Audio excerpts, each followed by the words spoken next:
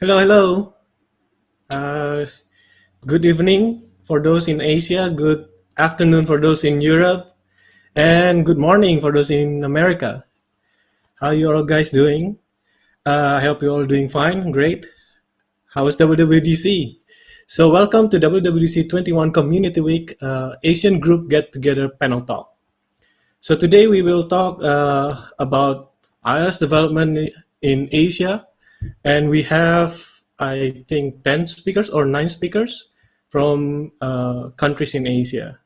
So first, I'm gonna bring up Abdi first. He's the organizer.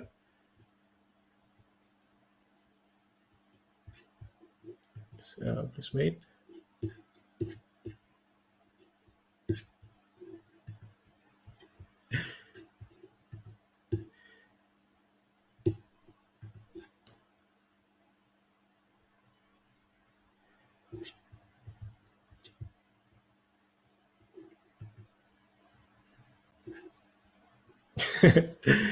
Okay, okay. So it seems like Abdi is still missing.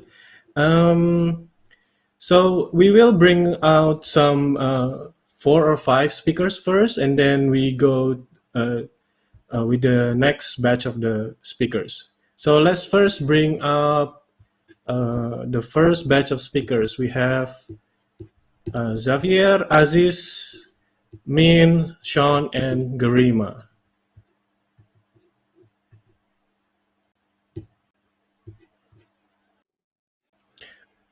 For those who are watching, if you have questions, we will have a Q&A after the talk. If you are watching, you can just scan the QR code at the bottom right corner of this stream, and then you can just put your questions there, and then we will read the questions later.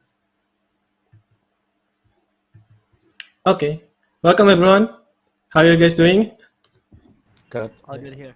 Hi. Okay, so we will just I will just ask you to introduce yourself just quickly, one by one, and then like just tell me your name and then where you work or where you are studying right now, and then also about how you got into the iOS development. Maybe we can start from Garima.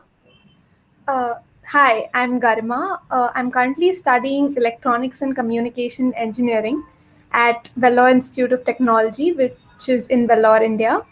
Uh, I have recently won the WWDC Swift Student Challenge for this year. Uh, Congratulations! Thank you so Nice, much. nice.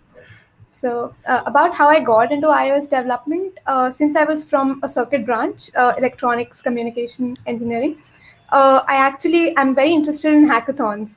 So I was participating in hackathons, and I saw some people make amazing projects.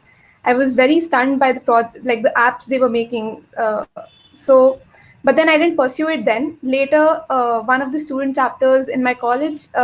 They were looking for an iOS developer, and I really wanted to join that chapter. So I learned iOS development just to get in. And then, Oh, awesome.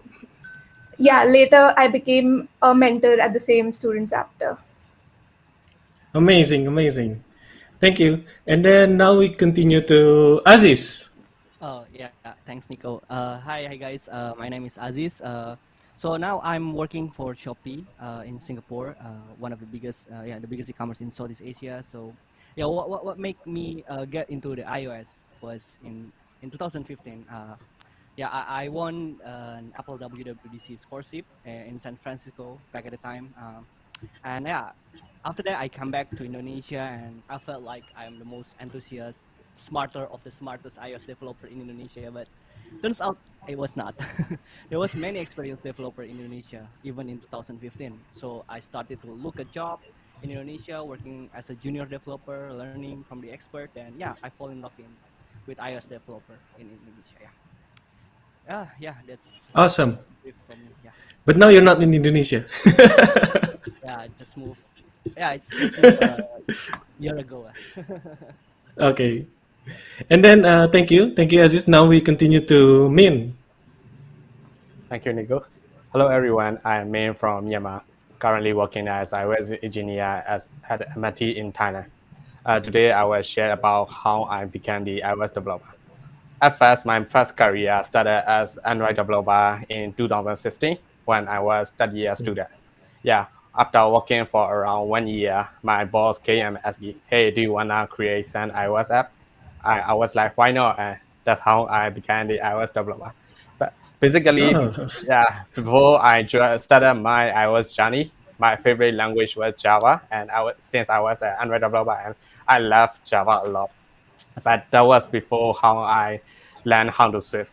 So after I learned how to Swift and how to create iOS app, I decided to continue my journey, focusing on the iOS development. Yeah, that's how I began the iOS developer. awesome, cool, very cool. Thank you, thank you.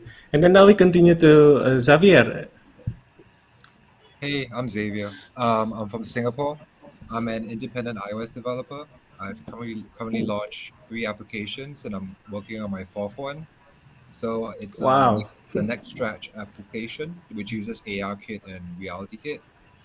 If you want to find out more, it's at xstretch.app. That's the website. And yeah, if you have any neck pain, go download it and give it a try. That's why I built it. Okay, cool. So how did you get into iOS development? Oh, I started learning web on my own last January, and then in August, I built this web application which does a lot of drawing. And everybody I showed it to was like, "Oh, this will be great on the iPad, especially with the pencil." And that's when I started doing iOS, and I'm just so much happier in iOS as compared to the web. Everything is like it makes sense and they work well together, you know. Yeah. Awesome, awesome. Very cool. Thank you. Now we go to Sean. Hi guys. My name is Sean. My Korean name is Songuk. I'm working as an iOS engineer at Line. Okay. I'm responsible for developing Line Messenger and Line Pay app.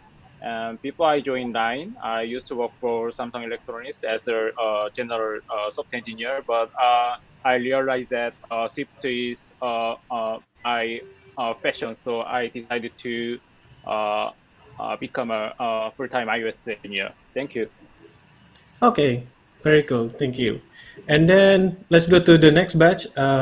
We have Nissan, Steffi, Ben, and Tuan.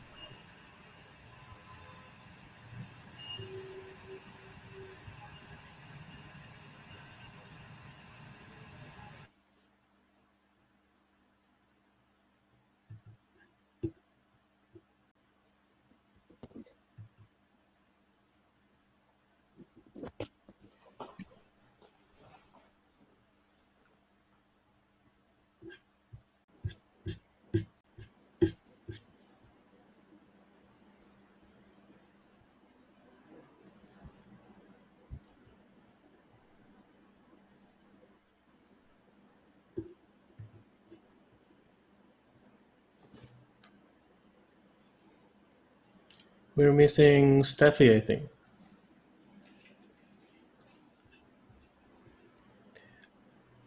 Just to remind everyone, if you have question, you can just scan the QR code at the bottom right corner of your screen, and then just put your questions there, and then we will ask. We will read them and then ask the panels later. Hello, welcome everyone. Hi. Hey. Thanks. So same question. Hi. Introduce yourself and then tell us how you got into iOS development. Let's start from Steffi.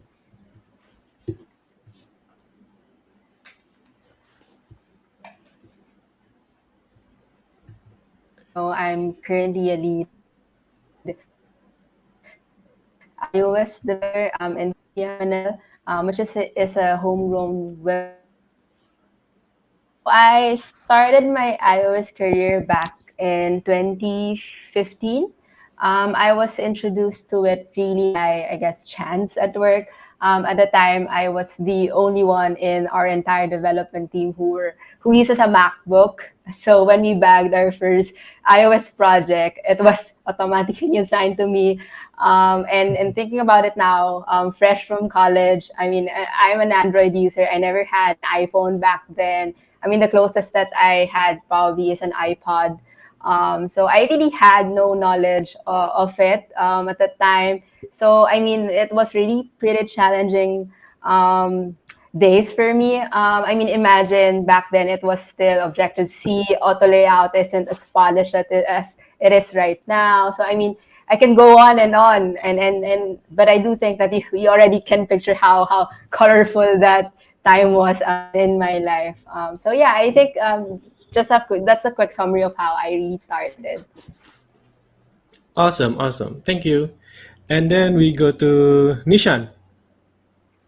Hi, I'm Nisan and I'm from Nepal. Currently, I'm working at Amity Corporation in Bangkok, Thailand.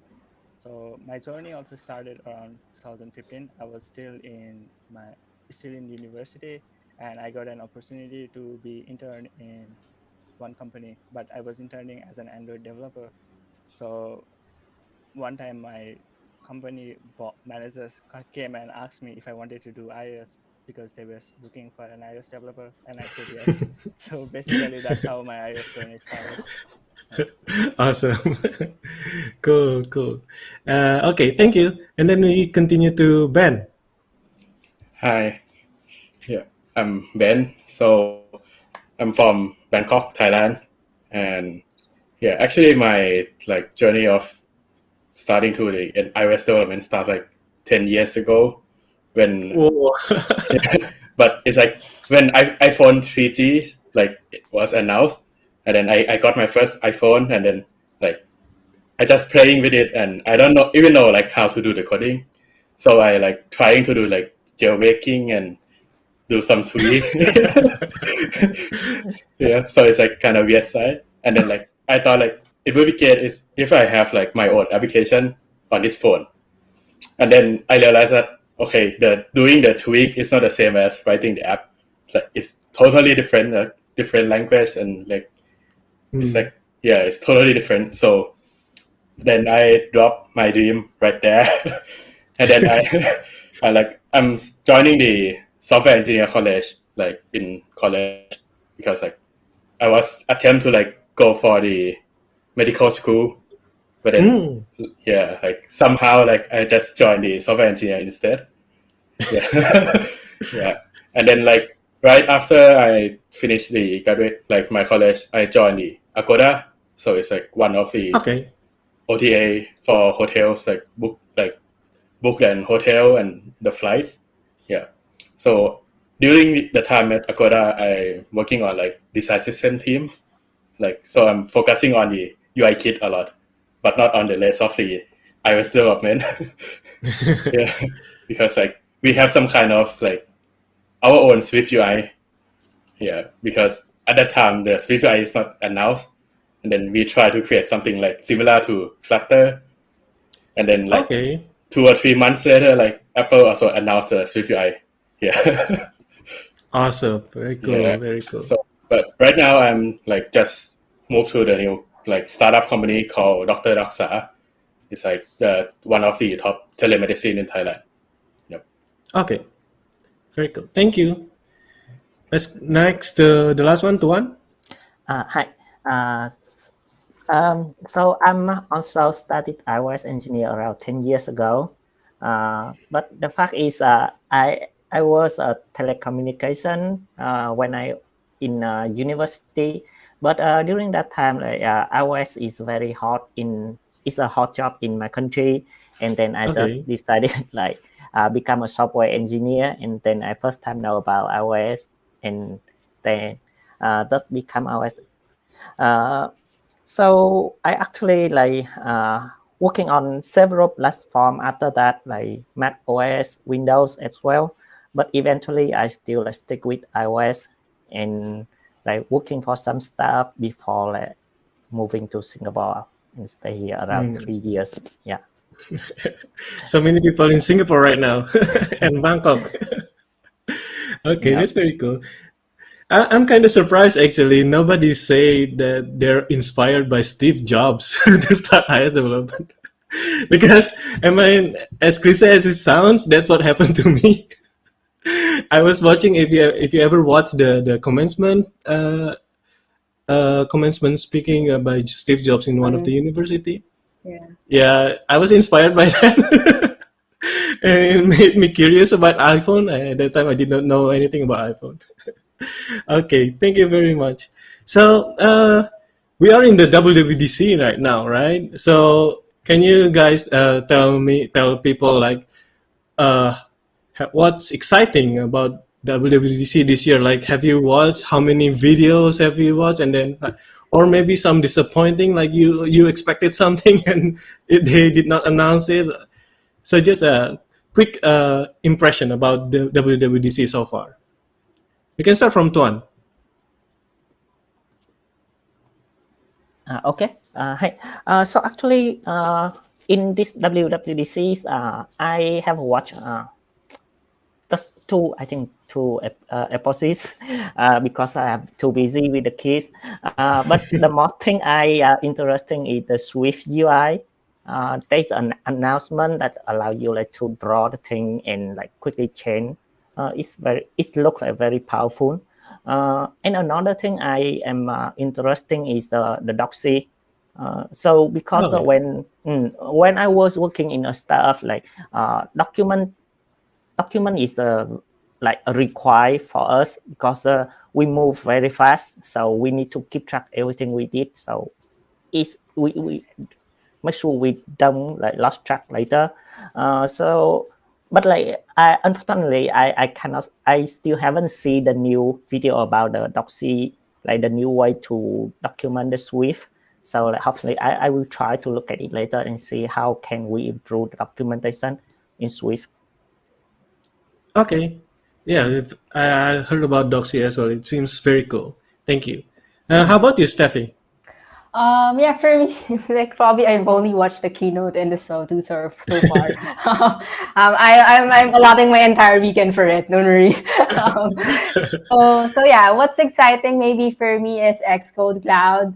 I think I'm really excited about that, like seeing how that gets integrated into our, I guess, ways of working. I mean, the seamlessness that it could provide to every iOS developer out there. But I'm not sure if they've dropped the pricing already. I mean, not yet, right? So, I mean, we'll see. And also, I think one of the coolest thing that not really cool, but what's more of like, I'm really happy about is the auto completion improvement in Xcode. I mean, for the longest time, I'm sure you've experienced this when you're doing switch cases. You have to manually type them or like go into the editor menu bar.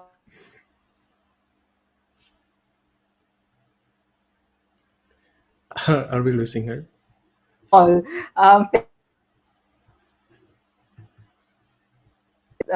Two things for now.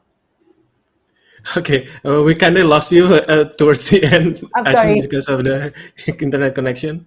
It's okay. Yeah, I think the last part is really the switch cases, the autocomplete switch cases. Okay, thank you. How about you, Nishan? So there were so many amazing things announced at this WWDC. I love there are so many improvements in SwiftUI, and there is universal control. I don't even know how it works. Then there is SharePlay, and there is support for creating the app and distributing it through your iPad. Then there is async of it. There are so many things, but I haven't started going through that WWDC session videos yet since I'm busy in my job. So I plan to consume it slowly in upcoming weeks. Yep, me too. I mean, if you just want to see they have the video recaps, right, every day, like the recap video. I think you can find some interesting topics there before you jump into the video sessions. Thank you. How about you, Ben? Yeah, actually, like I watched only the keynotes, but not the rest of the sessions. Yeah, but like the most things that I'm really excited is we can write the SwiftUI application on iPad, and we can run it on even on that iPad. So that is really cool. Yeah, so it's like iPad OS 15 is like the best thing that I see in the keynotes. And then also the Doxy, like I really like the way that they do the SwiftUI documentation. And it's like I thought like it would be nice if we can like somehow copy that documentation and create our own. Yeah, and then they release the Doxy. Yeah. Okay, thank you. Okay, let's bring up the previous batch.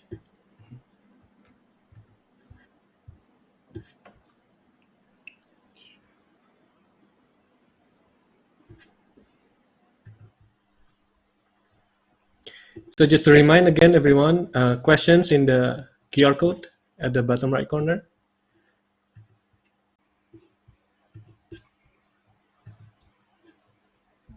Okay, we're back.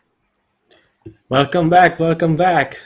So, WWDC was interesting. Xavier, maybe you can start. I'm really excited about Reality Kit 2.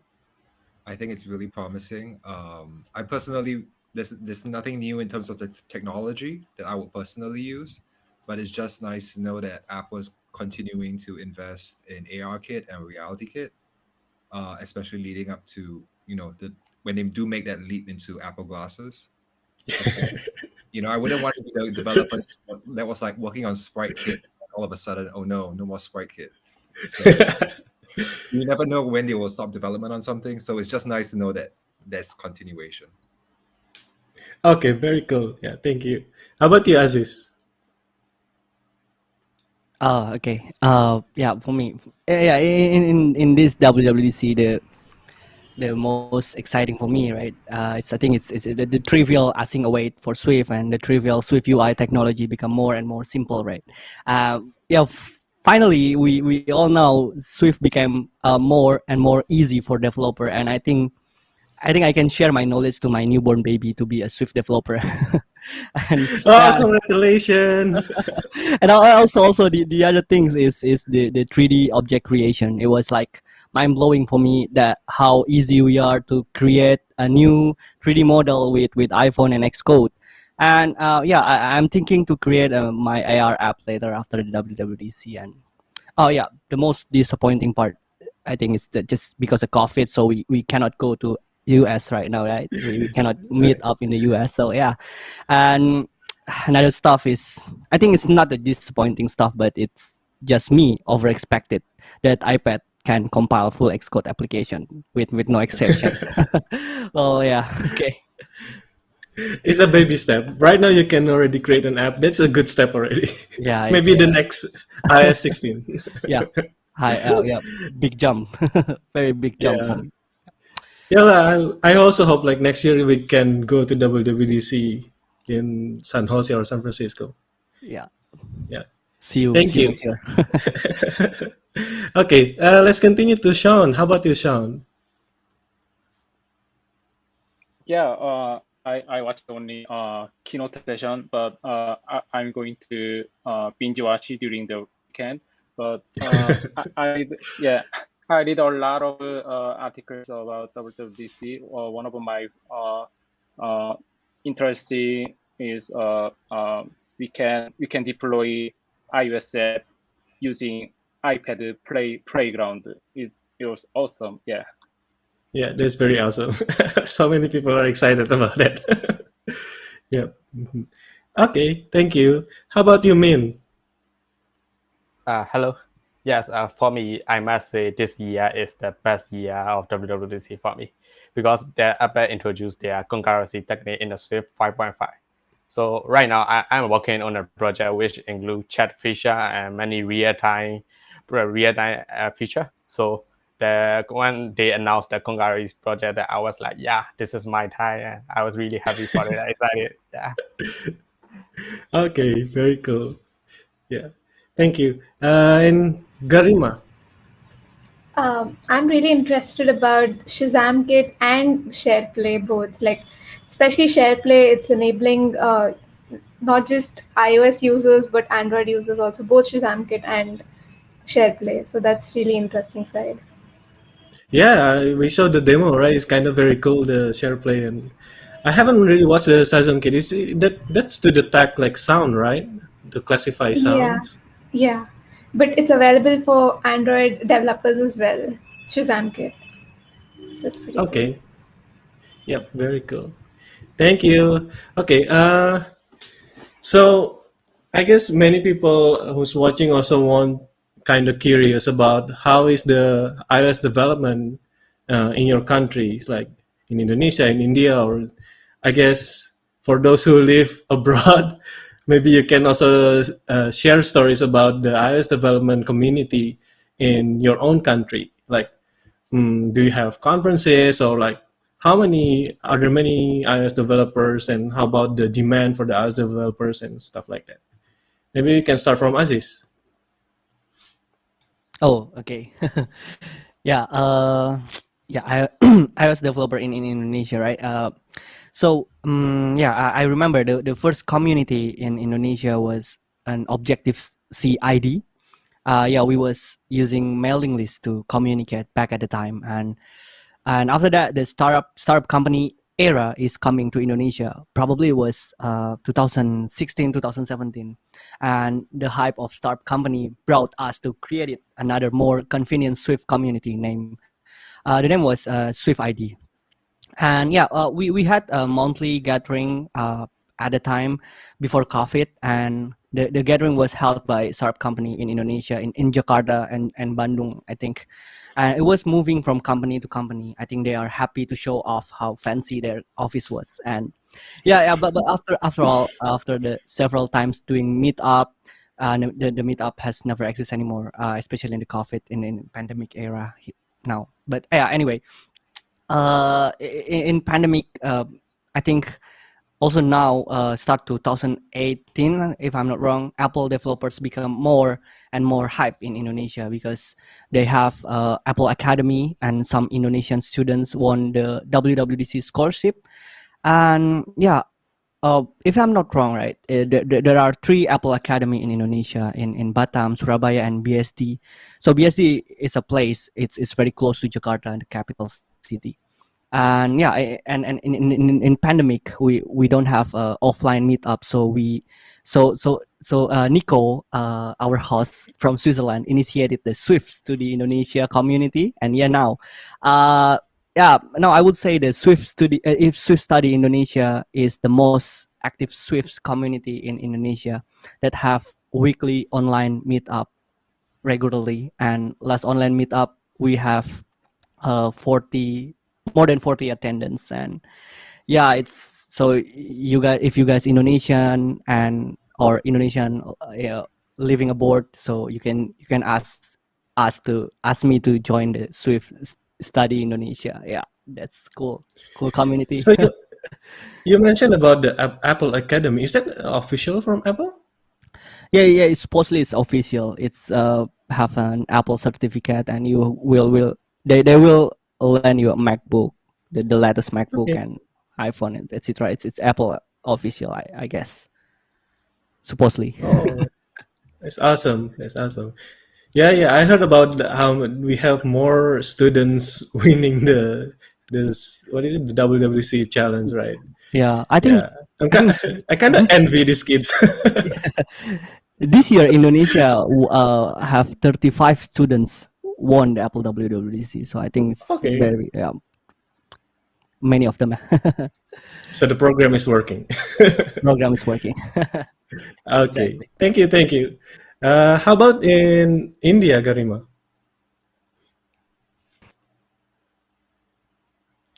We cannot hear you. Sorry.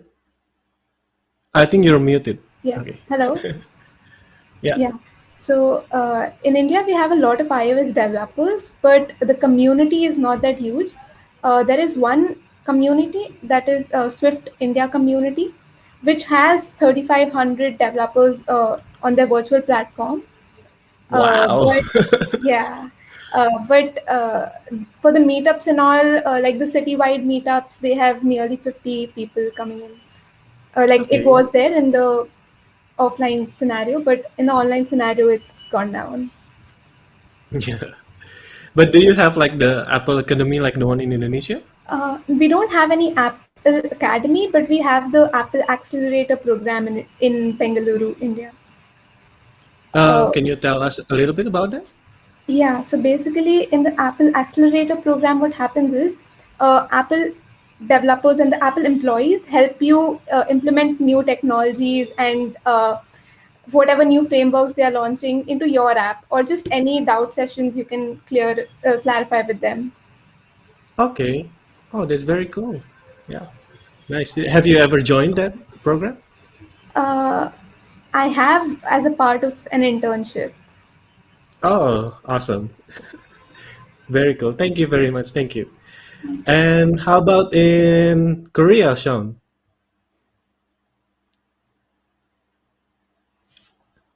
Hello? Do you hear me? Yep. Mm-hmm. Okay. Thank you. I talk about iOS conference in Seoul. We have an iOS conference which opens annually. Around 200 iOS engineers attended this conference. It is named Let Swift. And I want to talk about tech company in Korea and in Korea, Gangnam City and Pangyo, Techno Valley are the hub of tech companies. As a result, there are a lot of unicorn scale startups. I mean, there are over 10 companies which are $1 billion scales. If you're interested working in Korea, you can search for iOS job on LinkedIn, and if the job description is written in English, they will support the working visa. Yeah. If you have any Okay. question about Korea, please let me know. Thank you. So I guess there are many demands as well, right, for iOS developer in South Korea. Yeah. Okay. Yeah. Like I'm kind of curious. Are there more iOS developers or Android developers in South Korea? Good question. Okay. The in Korea, there are many Android engineers compared to iOS engineers. So I think it's an excellent opportunity to get a job in Korea. Yeah. Okay. Awesome. Thank you. Thank you. Uh, how about you, Xavier? Hey, yeah, so the iOS job market in Singapore is pretty vibrant. Most of the companies are fintech companies as well as e-commerce companies. So like your typical Lazada, Grab, all the banks, and quite a few fintech startups as well. Um, we also have some gaming companies like Garena and Seed. So that's actually pretty Okay. interesting. We do have an iOS conference as well once a year. But in terms of like the actual groups of people coming together, it's mostly just general developer communities. We don't actually Okay. have that many like specific iOS, and there aren't any like iOS or like mobile boot camps. Generally, everything is still pretty web. Awesome. Awesome. Thank Yeah. you. And Min, how Yes, is it in Myanmar? yes. About the iOS community in Myanmar, I must say there is no such event mainly focused on iOS. Yeah, since Myanmar is one of the developing country and it has been only around 10 years, we can easily access the internet. And the popularity of IT engineers started around 5 years ago. So there is no such event mainly focused on iOS yet. But since 2010, every year we have backend, which is a conference primarily focused on all the technology with workshop and seminar. Yeah, this is backend. And even though we don't have the regular event for the iOS, sometimes we have some random meetup event related to the iOS topic. Even though we don't have the event for the iOS, for the Android, we have a Google Developer Fest every year. Yeah. Okay. Oh, you can see the number of Android developer and iOS developer ratio is pretty big. There's many Android developer here, and there's only less iOS developer here. So the demand for the iOS developer is pretty big too. Yeah, So there's still a chance for you to start one, like a yeah, community or a conference. yeah, sure. Okay, thank you. So let's bring up the next batch.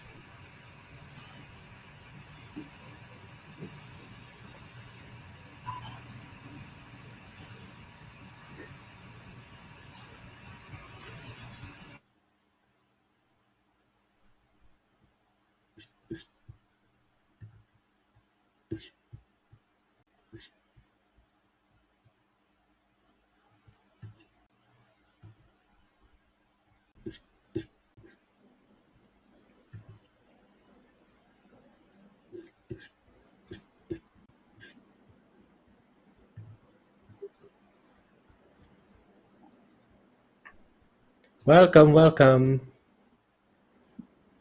And we're So, back. welcome back. Tell us about the iOS community in your country. Let's start from Steffi. Okay, community. So in the Philippines, I think we really have just a small community. Um, I mean, this country is really dominated by the Android market. So, and I think the challenge, it's difficult for the community to scale or because of the, I guess, the challenge in terms of the resources needed to be an iOS developer. I think we can relate to that. But with that, we actually have one right now. So that I did mention earlier that when I started back in 2015, there it's just pretty, I guess, iOS is something that's really not yet in the market, so there's no community at the time. So I started one. Oh, I started a Slack group called iOS 30PH. And then later on, after meeting Michi, we decided to establish Swift PH and made that an official organization, like a meetup, a group where we do monthly meetup where we encourage people in the community to share and talk about things in iOS.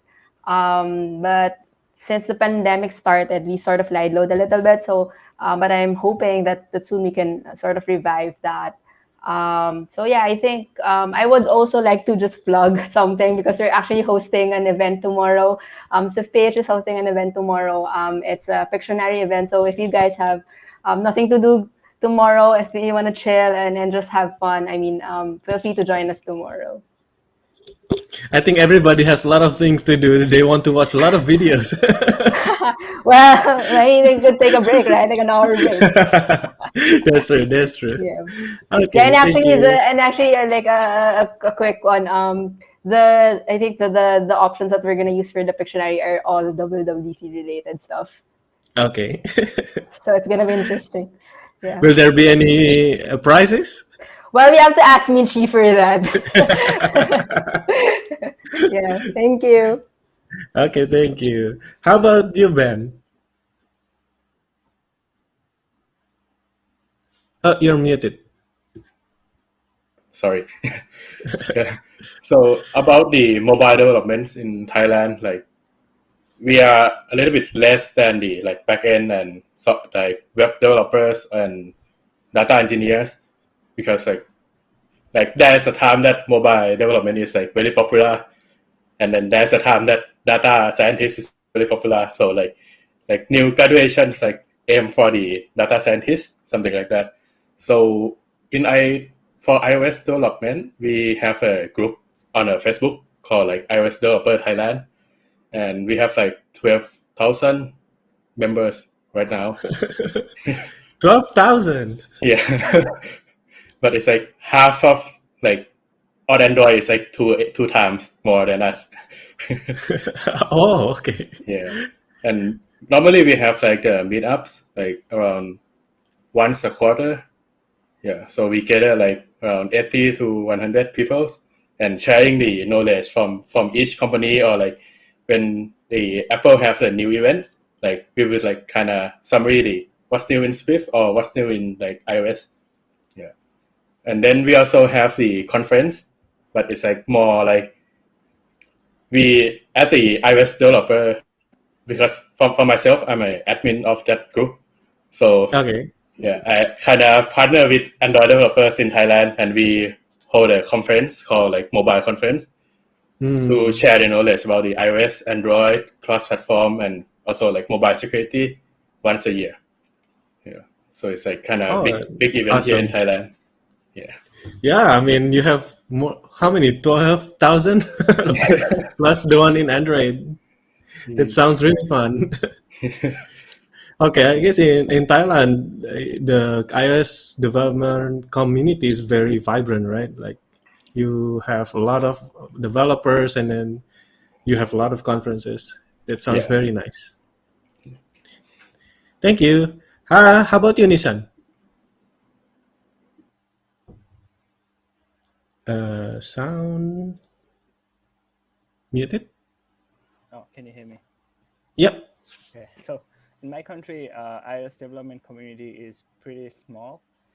Majority of the mobile developers are Android, and most of the users are also Android. So it's pretty small. I don't remember any meetups or community event that we have in our country. Maybe I can start one. But Yeah, we you do, should. but we do have other conferences for JavaScript and Google developer groups related to Android. But for iOS, we don't have it. Uh, since the so if you are working on any kind of local product, you would be more focused on Android platform than iOS, because as majority of people are already using the Android devices. Okay. Oh, that's hard. But I mean, you can start one and Yeah, gather as many people as possible. yeah, yeah. Okay. Thank you. How about you, Tuan? Hi. Um, so actually, in Vietnam, when I was working in Vietnam, I attended one mobile conference. It's long ago, but I cannot remember if we did it annually or not, because I just joined one, and it's mostly for like human resource to catch up with developer and things. Um, but for iOS, like we have some groups on Facebook as well, and I also like see the biggest group have around 9,000 members, and like that's where we discuss about like everything on iOS. And we also have like some just like small meeting between like private group. Like uh, before, when I was in Vietnam, I also like attend some of that meeting, and now it seems like that happened in that case, like the small group gathering and talking about iOS. Yeah, hopefully maybe we can have some big conference for iOS developer. Yeah, next year. I hope everybody no more COVID. Then we can meet up. Yeah. Okay. So I'm kind of curious actually, like because App Store has in different countries, right? Different countries have different chart, like the top paid or top free or popular apps for your own countries. So can you all like just quickly tell us like what is popular in your country? Like, uh, is it something unique about it? Maybe Tuan, you can start like in Vietnam. What is like popular apps? Is it games or? Okay, so if talking about like the popular iOS app in Vietnam, I think maybe it's Zalo. It's a chat, an OTT application, and also actually it's bigger than that. Like building is kind of a social platform as well. It's maybe you can think it like what's that? Yeah. So in Okay. Vietnam, like, a lot of people is using Zalo. And like for other, I think for other big tech company is from like some investor from other country like Shopee or Grab. But like for local company, I think I can only remember Zalo. Maybe VinID is the new company, and they are setting up and like gathering a lot of like engineers from foreigner come back to build some like big product. But I I don't know what kind of product yet. Okay. Okay. How about you, Steffi, in Philippines, what is popular in Philippines? Well, for us, well, I could categorize into like a few categories, right? So we have like e-commerce app. So you have Lazada, Shopee. I guess the one of the homegrown probably is where I'm working at right now. Um, Aside from e-commerce app, you'll definitely get some fintech app, local ones. So that industry somehow started moving after one of the biggest telco in the country really went all out in fintech. So they kind of dominated it. So it's an industry that's booming right now. And then, of course, social networking apps. You have Facebook, Instagram, TikTok. I think um, we like the people here is really fits that their market. So I would categorize it in those three things. Yeah. Okay, awesome. Thank you. How about in oh Nishan? How about in Nepal? Uh, Sorry, still muted.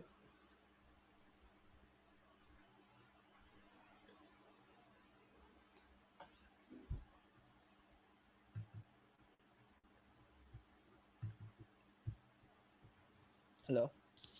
Yep. Okay, so there are a few apps popular in different categories. Oops, got disconnected. Okay, let's. How about you, Ben? Yeah. So in Thailand, like most of the app is like social networks and games. Like, if we look in like top 50 apps, like half of them is like social networks and the rest is like games. Okay. Yeah. Yeah. But for the local app, it would be like the application from banks, because like in Thailand we are kind of moving into the cashless society. And since we don't have the Apple Pay in Thailand, so like each bank trying to create their own payments. Yeah, and now I see. we just have like one unified payment. Like we can use the QR code to scan and pay to every channels. Yeah, so it's like Okay, most of them is like bank and utilities app. Yeah, so fintech and games. yeah. Okay, thank you very much. So let's bring up the other batch.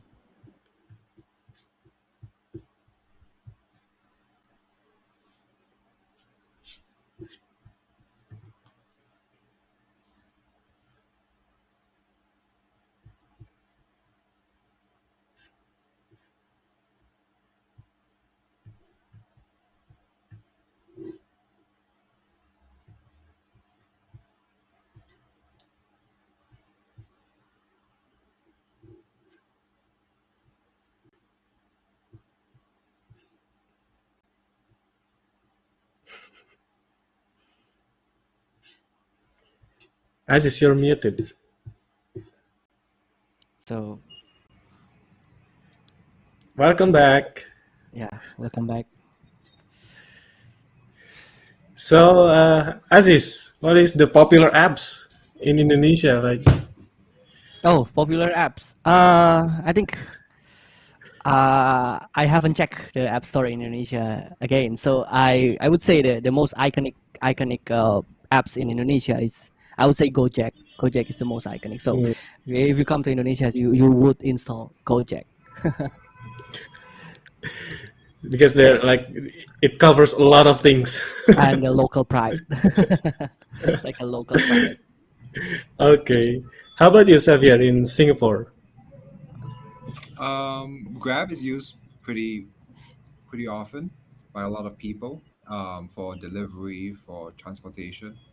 And actually, the government has introduced the Parking SG app, and that has a lot of like for a government app. It actually does really well. There's like thousands of 5-star reviews.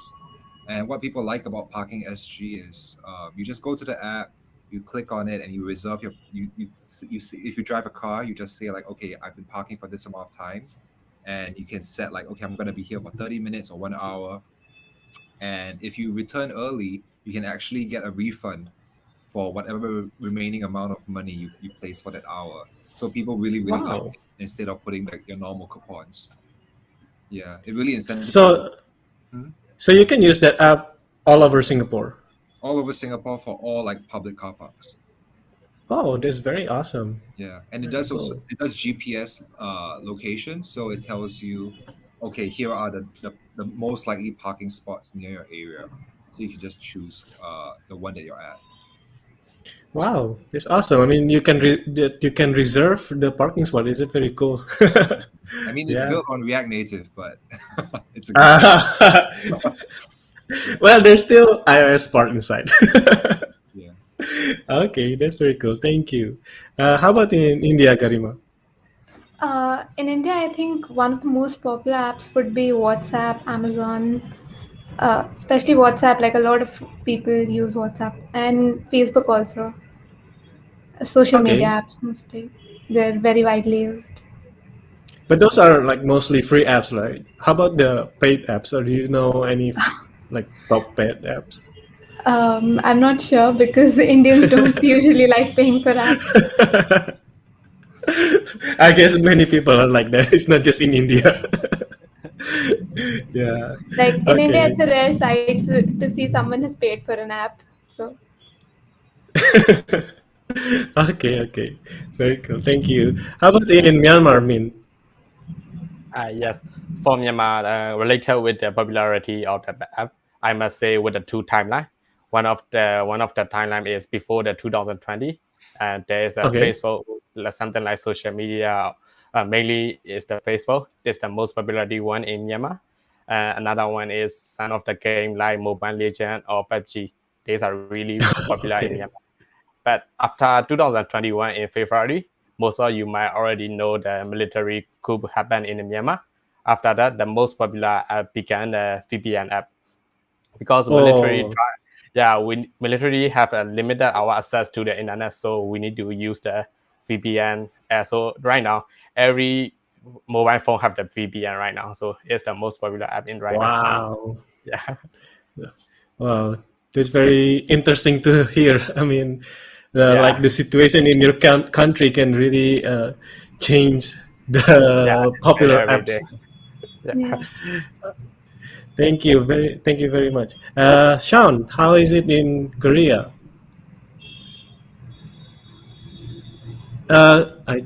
We cannot hear you, I think.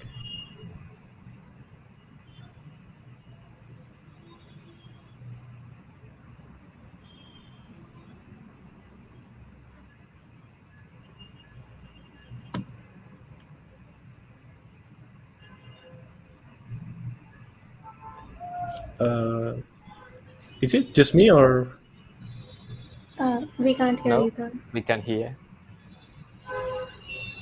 he's not muted actually?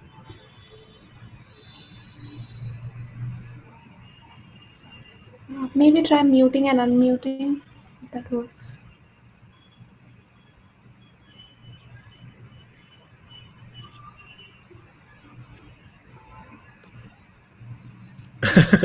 Oh, We can see. Yeah, he'd leave and join back. Okay then. Uh, I think we have some message from our sponsors. Let's wait first.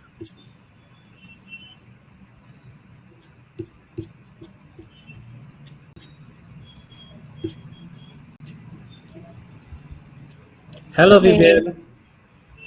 hi, thank you for inviting me here. Yeah, so thank you, Nicole, Michi, once again for hosting this amazing event. I'm Vivian, Talent and People Ops here at GoodNotes.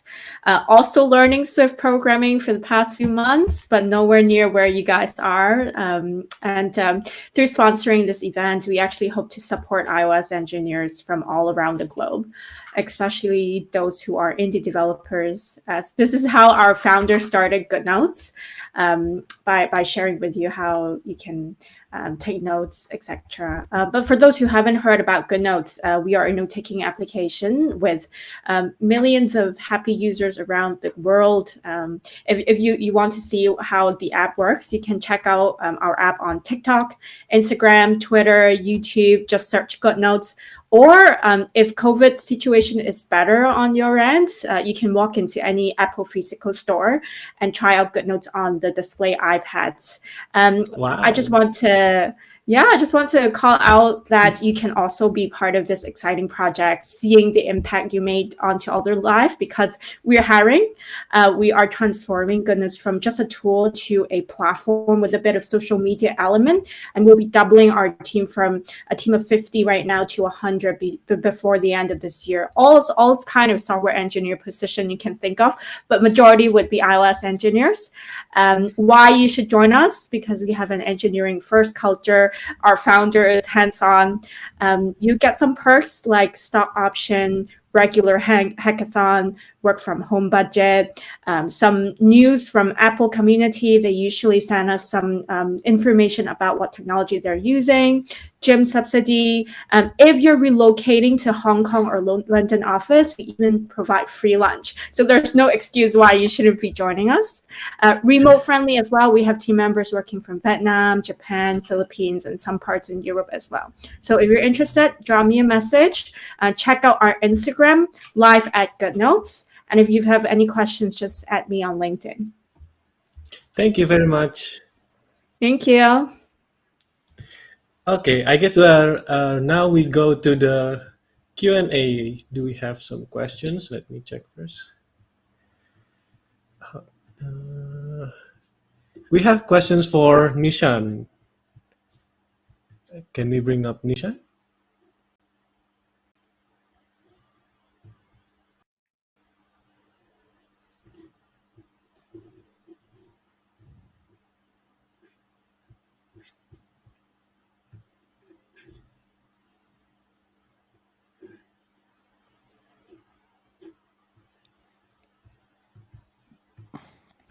Nishan, where are you, Nishan?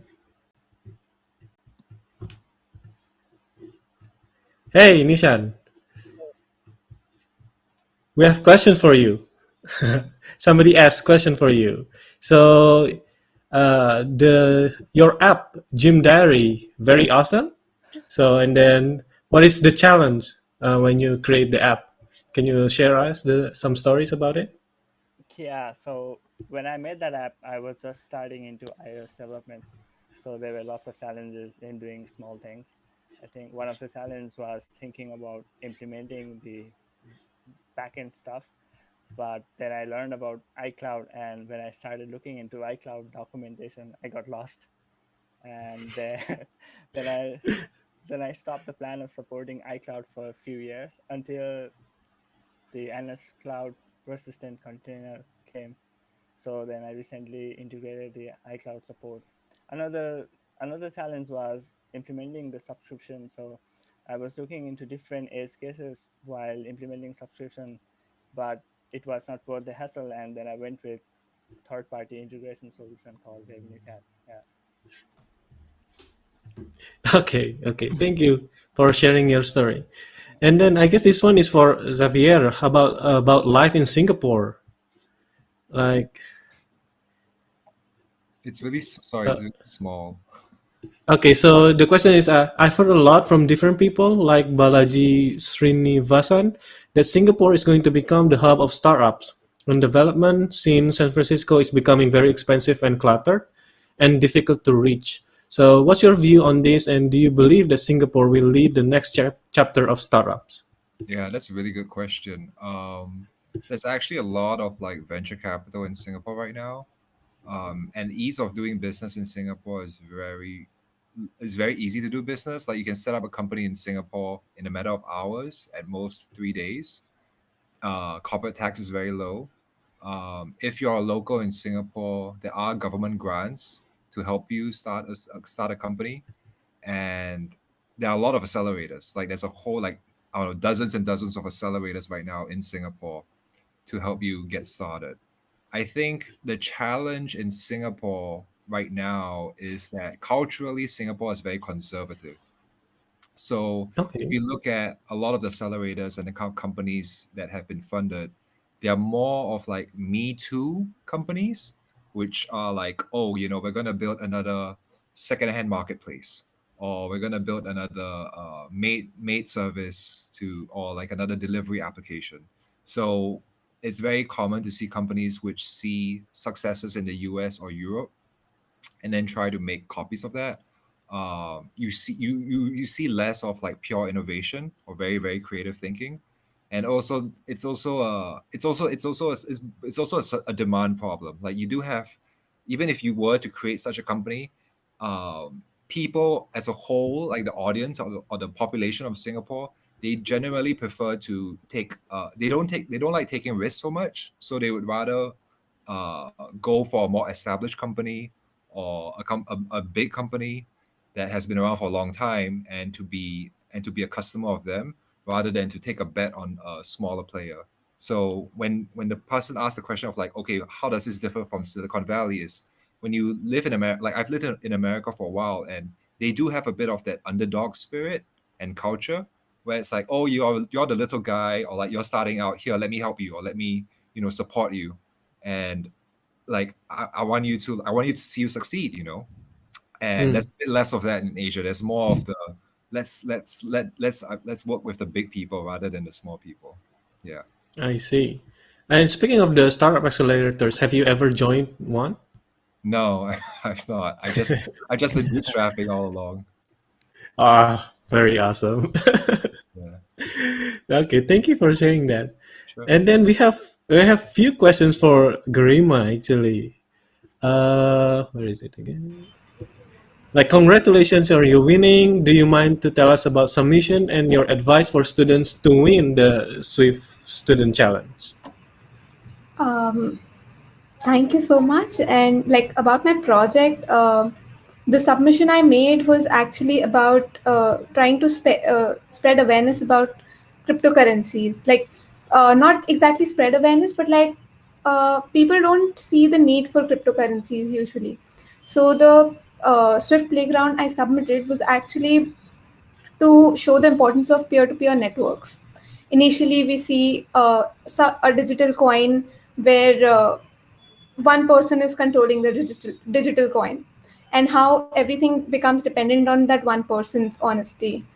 There are such there are 2 3 such examples where people have to where you have to code in the private keys and coin IDs and stuff like that. But the basic idea is to spread awareness about peer-to-peer networks.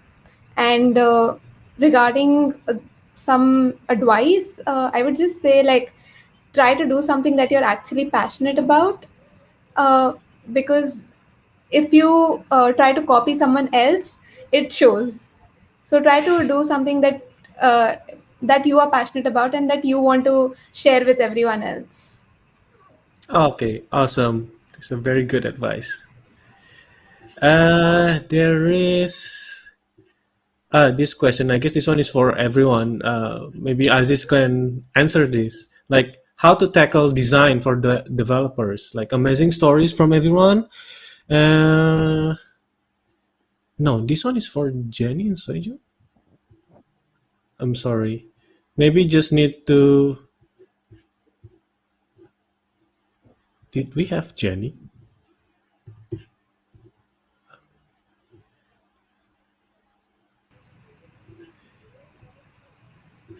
So maybe you can just share about how do you tackle design for developers? Like, do you have a design background, and then how to learn about design, or you just implement what the designer give you? For who is it? Maybe you can share about how it is in Shopee, Aziz. Oh, okay, okay. Yeah, maybe it's not just Shopee, by the way. Yeah. So I'm an iOS developer. So I start to love iOS because I love Apple device before, and then yeah, the trick is you have to have Apple device. You have to have iPhone. At least you love iPhone. So you try many app in the iPhone, you try many featured app in the App Store, and you start feel that, okay, this is the way iPhone supposedly does, or supposedly design or experience in any app. And so uh for me, right, if you start by loving the Apple device, loving the technology inside the apps, inside the inside the iPhone. So yeah, you will be having a good, or you a critical critical idea of design and user experience. So you don't just code what the design is, you code and you feel the user experience before you code, and you test your experience, you test your design, and you will yeah, because of for me developing an app for something you love and able to make money from that are the most beautiful thing in the world. So yeah, you have to love Apple device. So you will produce the best design ever. Maybe Xavier can also share a little bit because you are developing apps for yourself, right? Like you're a solo entrepreneur. So how do you approach designing your app? I just do what I think looks cute. So both my applications have a mascot. Like my first Okay. commercial one was a food journal. So I drew a very simple tummy with some cute eyes and hands and legs, and people really like how cute it is. And now with a neck stretching app, I'm using a giraffe as the mascot. Okay. So I think a mascot always helps bring things together. And from a design standpoint, I really like Duolingo. I think they actually have all their design guidelines online for free, and I Oh, think really? yeah, Duolingo. And the nice thing about Duolingo is they don't have any shadows or anything complex. They just use very simple Adobe Illustrator shapes to really bring out the essence of the design. So yeah, I mean, with my most recent app, I'm working with a designer, so that helps a lot. Yeah. Okay. I thought you make them yourselves. Yeah, I mean, for the most part, I do. Like, if she's not Okay. free, then I'll just do it myself. Okay. Let's bring out the next batch to to answer the next questions.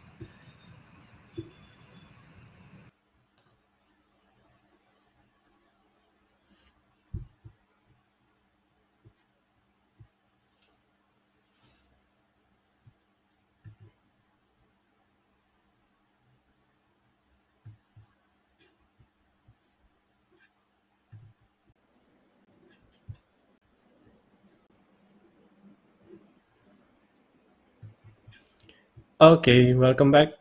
So there's this question. Can you all give suggestions to starting point to become an iOS engineer? Anybody wants to start first? Maybe Steffi can start first. Do you have any suggestion to start? Oh, we cannot hear you.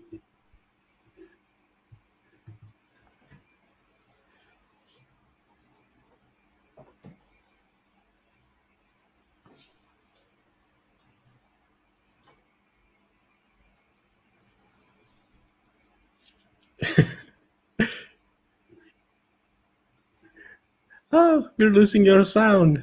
So how about start from Ben then? Yeah, sure. Uh, for me, I would say like the hardest part of learning iOS development is somehow it's require you like at least one MacBook or Mac Mini. Yeah, because like Xcode is not available on the other platform. So yeah, that is the hardest part. And then after that, I would say it's kind of the Xcode itself and the way that Apple provide us the documentation or the way to design and write your own app is like kind of friendly.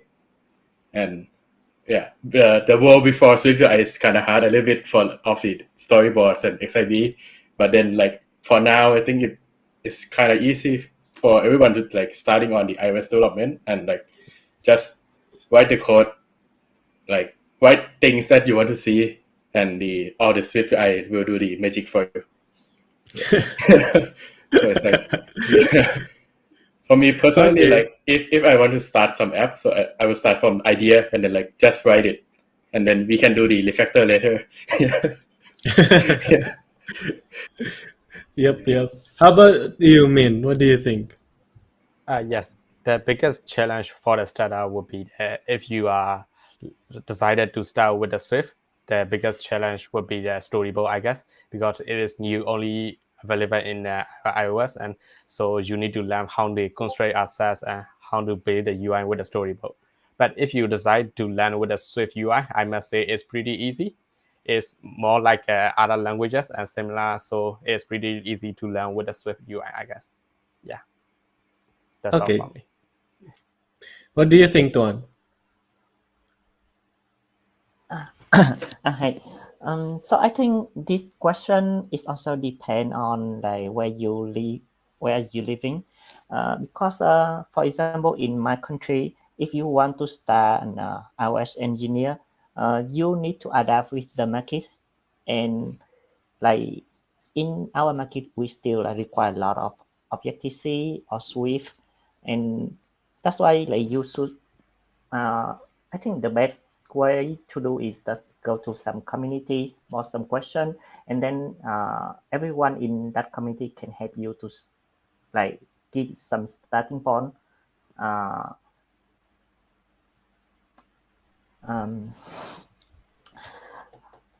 but So, on the, so I mean, if you're in Vietnam, you kind of need to start from Objective C first. it will it depend, but like because when you want to land a job, right? It's you cannot choose to work for Swift only. It, if you can know that both Swift and Objective-C, you have more chance to get a job. That's true. And That's true. yeah, so that's usually like just start with the document from Apple. Right now, I think like Apple have a very good documentation. Just start from it first, and then like try to play with some like e-learning platform. For example, Drive-and-Click. Like I also use it before, and then like talking with some senior, and slowly you will get you to the iOS development, and then we had you to go into the industry.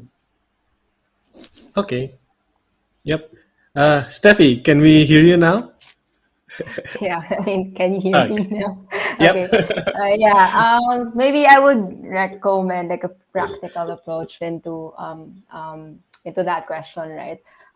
If you're a beginner, let's say if you're a student trying to go into iOS engineering, well, first I think you have to check what's the I guess the horizon on the development of iOS. So as of now, we're seeing that SwiftUI is the future. So if you're a student, probably start with that now, because for sure, the moment that you probably hit the market with your career, that's probably the one that's really on demand. In terms of learning the ropes of iOS development, I usually advise people to do the practical route. Just try build stuff, diba? You just get sample apps you want to build, or maybe follow tutorials and build stuff, because I think that's the most practical way, the most, I guess, experiential way you get to speed up your learning, is to really start building, and you learn as you go. Exactly, exactly. Yeah, that's how I started as well. I just wanted to make like a bingo app actually. It's a very Yeah. stupid app. Thank you for the advices, everyone. Uh, I guess we are almost time to wrap everything. So before we close, we have some announcements first. So the mentorship labs still happening until end of June 13. So if you haven't registered, you can start registering for the mentorship labs. And then we have a scavenger hunt, and then WWDC Pictionary and hackathon. Oh yeah, so the WWDC Pictionary will be hosted by the SwiftPH community, and the winner will get an air tag. So don't miss Well, that, wow. guys. You will get an air tag. You should join that. Thank you, Yeah. Midori. And then for the community hackathon, it will be on Saturday. There's a Apple Watch SE and or Apple TV for each member of the team. You should all join that. It's for the first prize, Apple Watch SE and Apple TV. And then second prize is Apple Mini HomePod. And the third prize is AirTag again. So yeah, join that hackathon on Saturday. And I guess that's it. And thank you everyone for watching. Oh, we have Abdi here. Abdi is the organizer. Do you have anything to say before we wrap up? All right. Maybe I just want to closing this event. Thanks. We had amazing speaker today and great session today. Hope this inspiring you all. And think we enough for today. Thanks for attending for this event. Have a nice day, everyone. Thank you for me. Thank you. Have fun with WWDC.